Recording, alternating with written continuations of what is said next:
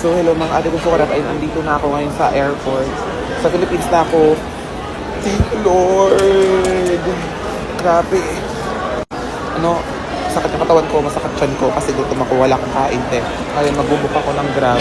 Andito ako sa Grab station. Tapos kakain lang muna ako kasi wala akong matinong kain te for almost 9 hours. Hindi 10 hours na ako walang kain. Yung kanin, tsaka yung totoong kanin. Tapos gusto ko magsabaw. So yun, thank you so much pala sa mga nag-chat sa akin sa IG din, tsaka sa Blue App ko. Kamusta daw ba ako? Hindi ako makapag-reply kasi walang signal din naman sa airplane. So ngayon lang ako makakapag-update. Thank you so much. Nire-reply ko sila kasi scared din sila for me. Hindi yun lang. Thank you Lord that I'm safe. Thank you sa mga nagkamusta sa akin. Happy lang ako nandito na ako sa Pilipinas ulit at yun.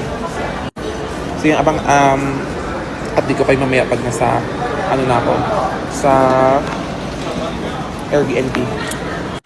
Tsaka wag nang wag nang magsisiplan na kung anong mga eksena kasi everything happens for a reason. Lahat ng matuturo may rason kaya nangyayari to. So maniwala na tayo sa plan ni God. So bye-bye.